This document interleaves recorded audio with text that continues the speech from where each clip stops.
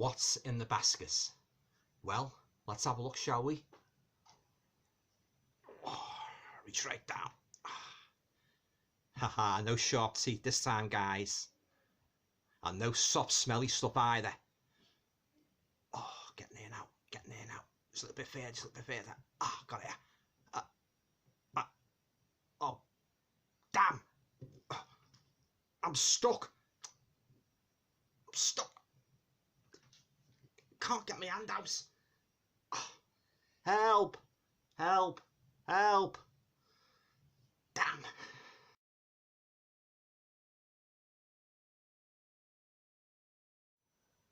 Hi guys, welcome to another video. Hope you're all keeping well. Now this video will conclude my third and final three-part review of all the three basket case movies featured in this fantastic Blu-ray I bought recently. Now I've just watched the third and final installments of the basket case franchise last night. And again, just like the other two, I thoroughly enjoyed it.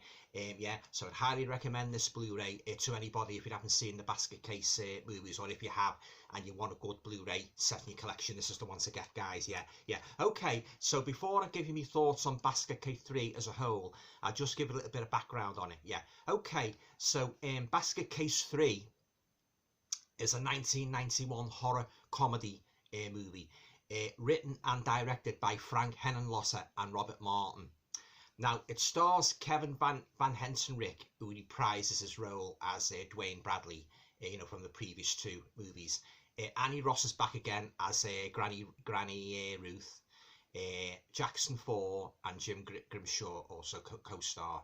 Now, the basic story opens with Dwayne, who has been surgically separated from his grotesque twin Belial, and we see him confined in a padded cell. He's strapped in a straitjacket. Yeah, he's even more dottier again in this movie, guys. Yeah, he's strapped in this padded cell in Granny Ruth's mansion. Now, after several months of captivity, in this padded cell what Granny Ruth set up, he's finally released, from his cell by Granny Ruth, and who then takes them all, including all of the freak community, onto what she describes as a road trip. Now, the purpose of this road trip is to visit her ex-husband's home, Dr. Hal Rockwell, and what she wants to do is she wants to get a son to help give birth to Belial's equally misshapen girlfriend, Eve's babies. Now, there's a particularly hilarious. I just feel like laughing every time I think of it. There's a particularly hilarious scene in this movie, guys, where they're all on the bus and that, yeah. And Granny Ruth, she suddenly bursts into this impromptu song personality, the old pop hit. I think it was from the 1950s. The one that goes, oh, over and over. Shwaddy Waddy did a cover of it as well, yeah. And she starts singing personality on the bus. Oh, it's so funny, and she starts moving around and that, oh, over and over. Yeah, it's one of my favourite songs. So every time I hear that song, personality, I'll be thinking about basket case 3. Yeah, one of the I can't even speak. One of the many wacky moments in this movie, guys, is a scene on the bus. Yeah, it's packed with all sorts of wacky moments and some great one-liners and that. Yeah. Now, I thought this little segment was a real good fun addition. A real good fun addition to the story. Yeah. It had a little bit of zing to it. Yeah, personality. Yeah. Okay, so back to direction of the story. So once they arrive at an ex-husband's mansion, Belial's girlfriend Eve goes into labour. And now when Hal is mauled by Belial as he's trying to deliver the babies, he really attacks him like Belial. He goes off his head basically. Things start getting really problematic. So what sets Belial off really is the thought of seeing Hal clad in the white doctor's attire. It brings back bits of memories of when he was surgically separated at birth, from his twin Dwayne. Yeah, so it evokes all these bits of memories in Belial's mind, and that's why he pounces on Hal, tries to kill him basically. Now, With Hal incapacitated as a result of Belial's ferocious attack, Belial is actually drugged. He's drugged to alleviate his fury, and the birth of his and Eve's offspring is overseen by little Hal, who is also grotesquely deformed himself. I mean, he's got this he's got this huge blob-like body, worse than Mr. Blobby ever had, and through which multi-arms protrude. Yeah, he's not a sight for sore eyes, guys, I tell you. Yeah. Now, and neither, not a very pretty sight at all, and neither a pretty sight is when we see the birth of Eve and Belial's babies. Yeah, there's 12 in all, actually. And we even get a run. We even get a facetious running count from the photographer. As they emerge and as they're getting born one by one, and that he gives a running total, and that he really gets into it. And that that he starts snapping and that. Yeah. Oh God, this is one out there movie, guys. It really is. Yeah. But be warned, guys. This is not something you should. This is not a scene you should watch when you're having your tea, or having your dinner, because the birth of the babies is pretty stomach churning. So be warned. Now, when the local sheriff becomes involved, he gets dragged in basically to what's happening, along with this rather decadent, promiscuous daughter. Things really start to heat up. But I'm going to leave it there now, guys. I don't want to give away any more of the movie in case you want to see it yourself, because it's such a real good, fun horror movie. I don't want to spoil it by telling you too much about it yet. Okay, so on to my thoughts on the movie as a whole. Yeah, I enjoyed it, yeah. However, just one little itsy bitsy teeny weeny, well, it's not really a gripe, but just one itsy bitsy teeny little failing. I thought there's lost a couple of points, and that is, I thought some part of it was a little bit repetitious. I mean, they're bringing the community back, the freaks and that. I thought he might have done something different there and that, maybe abandoned them and moved Belial's adventures onto something else, took on another dimension. But no, they kept the twins and that. They kept it. Well, they kept the freak show and that, and of course, the woman and that, Granny Ruth and that. But of course, that's not to criticise her performance, because just as she did in the other movie, Basket Case 2, she delivers another excellent performance here. Yeah. But other than that, I enjoyed it, and that, good cinematography, beautiful colour, the acting, good solid story. Granted, it's pretty way out there. It's even more way out there than the previous movie. Yeah.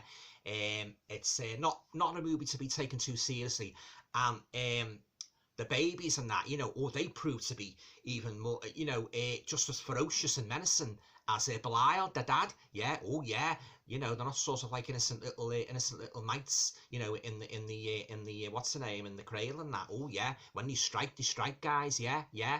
And be warned, if you don't like naughty scenes, there's a couple of shall we say, nubile carnal moments in this movie, which you might like to shut your eyes to when you flash on the screen. For instance, you get Belial, naughty Belial, cavorting with two topless models, yeah, and also you get the sheriff's daughter. She gets dressed up in all this sexy Dominatrix gear, and she gets a whip and that, and she starts seducing, trying to seduce Dwayne as he's in jail and that, yeah. Much to the consternation of her dad. When he comes and he said, "What the hell's going on here?" But I'll leave it there. I don't want to give any more of it away. A couple of times I thought I was watching a Carry On movie. Yeah, but I'll leave it there for now. Yeah.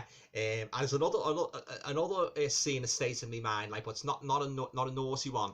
It's the part where Belial, near the end, where he confronts the sheriff, and he sort of he gets into this sci-fi type makeshift buggy, and he starts driving towards the sheriff, trying to knock him over and that, yeah. And that's a little bit way out in that, It looks like a bad prop. It looks like a bad discarded prop from a Star Trek movie or a Star Wars movie, yeah. And the way the Belial's control it inside and that, yeah. But I won't give away too much of that. But yes, some really way out scenes. I'm just even thinking about them now, just bringing a smile to my face, yeah. Let's say you've got the 12 little grotesque babies and that, yeah, and there is a pretty sad scene in this movie. I won't give it away. I'll let you see it for yourself. Yeah. But other than that, primarily, the movie's a pretty good horror comedy. A fun fest. Yeah. If you don't take it too seriously and that, and be prepared for your your belief. you know, you created to be stretched somewhat, yeah, because there's some pretty way out scenes in it, yeah. But as I say, all in all, yeah, I enjoyed it now. But I said, just that little gripe what I said about they could have made it, took the story in a slightly different direction rather than bringing the freaks back again. Now, but having said that, you know, it's a good movie and it's staying in my collection. Yeah, yeah.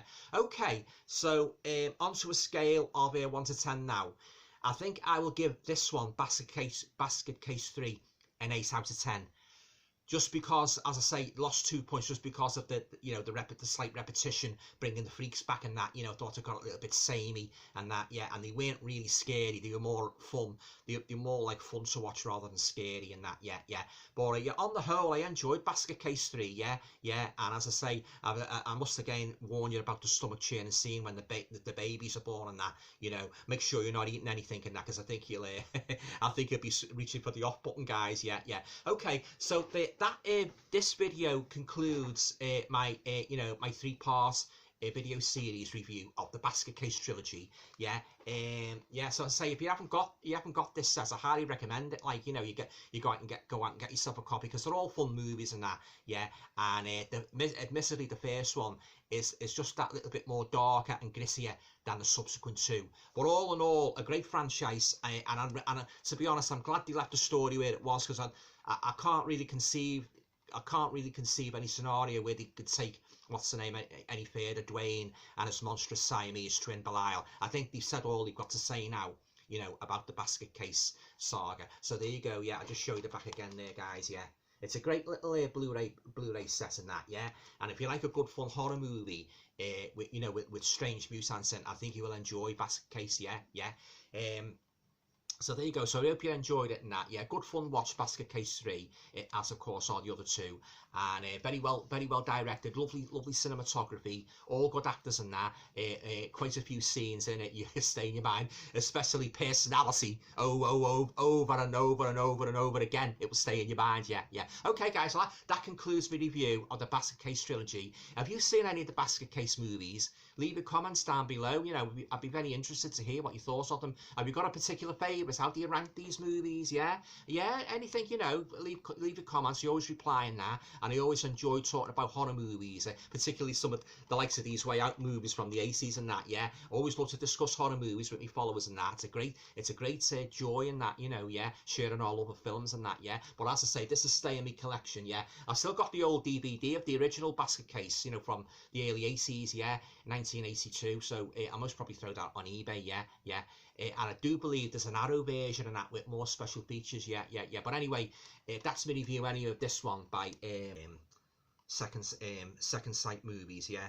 So I say I hope you enjoyed it.